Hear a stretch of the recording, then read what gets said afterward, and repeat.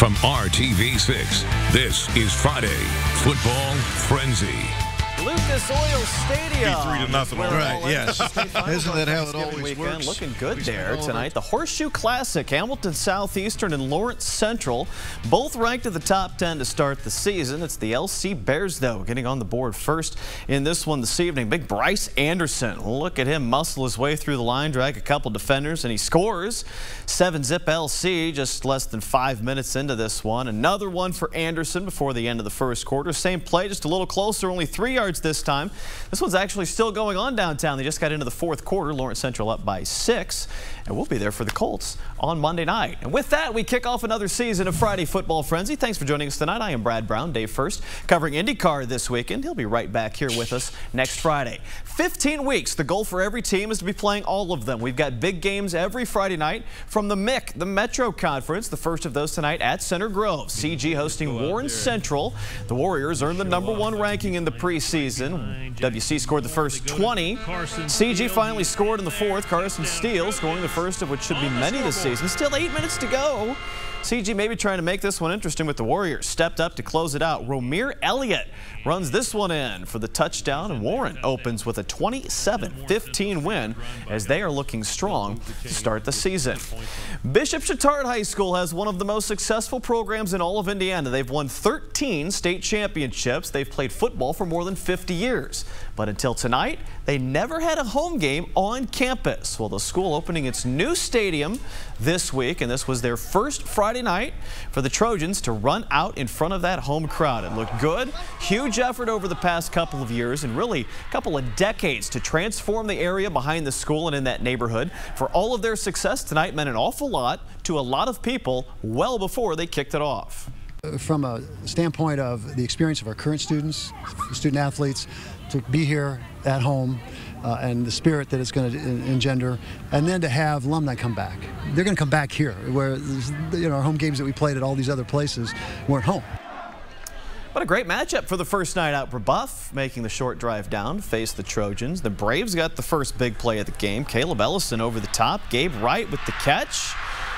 Past the defense, and there he goes. That's an 88-yard touchdown. Brebeuf went up 7-0, but that would be kind of the extent of their evening as the Trojans got things together after that. They would grind out a score before the halftime break, get the drive going with Dalen Taylor running here for a first down. They come all the way back in a big second half as Bishop Chatard puts 38 on the board and rolls to the win. Mike Kirschner coached Ben Davis to the 6A state title last year. A few weeks after that, he resigned. But coaches, they got to coach. Kirschner took the job as the head coach at Mount Vernon. He faced another coach making his debut this evening. That just happened to be his son. Dave Marin was there for the Kirschner family showdown. Week 1 of high school football, Hamilton Heights playing host to Mount Vernon tonight. Both schools with new head coaches. Mike Kirschner takes over for the Marauders, and his son John is now head coach of the Huskies. It made for a family affair tonight on the gridiron. Mount Vernon strikes first. Kenny Dobbins takes it in with ease for the touchdown and a quick 7-0 lead. The Huskies would come right back. 4th and 3. But they would get stopped just short of the goal line. Next series, watch as Dylan Cole goes the distance for the touchdown. Cole with another nice run here. He'd find the end zone, and at the half, it was Mount Vernon 29-7. Start of the third quarter, much of the same. Here, Tyson Harley takes it in for the touchdown. Mount Vernon would get the win tonight, 43-14 with the win over Hamilton Heights. In the end, a very emotional game for both coaches. As much as I'm enjoying this win for our kids and the Mount Vernon community and the school, I feel bad for my son. He works his butt off. He's a good kid. He's a good football coach. He's going to get it fixed. But tonight wasn't their night. It's been a tough week emotionally. Knowing that obviously my father's a legendary coach, Ben Davis and all that, it's been tough because we both want to win. I've not felt good about this all week, so I love him to death, man. He's my heart and soul a little bit.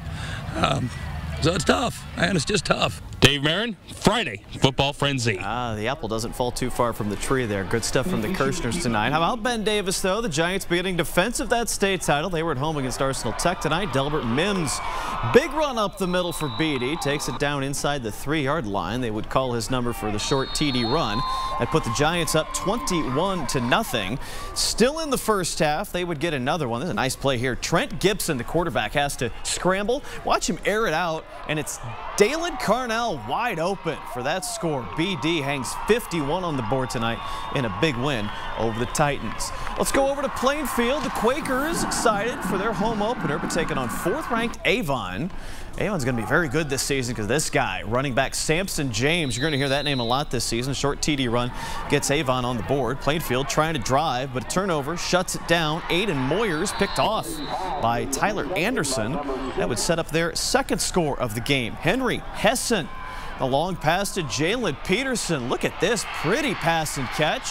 Part of a 44-13 win. By the way, Avon hosts Ben Davis next week. There's your game of the week for week number 2. Should be a good one. Hey, let's take another break. When we come back, the Colts get some company at camp this weekend.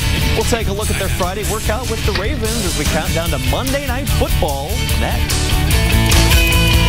Less at Ross. Yes for less. Let's go camping. One more weekend. The Ravens joining the Colts for practice Friday and Saturday at Grand Park. Good action on the field when the teams went head-to-head today. Both groups showing some good energy, and everyone more than ready to see some other players on the field. Each team's had more than a week since their last preseason game. Let's hear a little from both head coaches. Really important, really helpful, you know, seeing a different scheme, not just the different players, but different scheme, you know, on offense and defense. So I think it'll really help our team develop, help us evaluate our players. More important out of this trip, these 2 practices or the game on Monday, you think? You know, I think it's all important. I would say the whole thing goes together because it's a 4 or 5 day trip for us. We want to take the thing in total and improve. Our goal, you know, when we get back on the plane and we get back to Baltimore on Tuesday, that we're a much better team than we were when we got on the plane to come out here. Monday Night Football on RTV6. Colts and Ravens. Coverage starts on the news at 5. Countdown to kickoff our pregame special. We'll be live at Lucas Oil Stadium at 7:30. The game's at 8. And we'll have postgame coverage for you Monday night on the news at 11. Looking forward to all of the action downtown. Week 1 in the books. We'll be back here with you for another, let's say, 14 Friday nights. Something like that. Have a great weekend. We'll see you back here soon. Good night.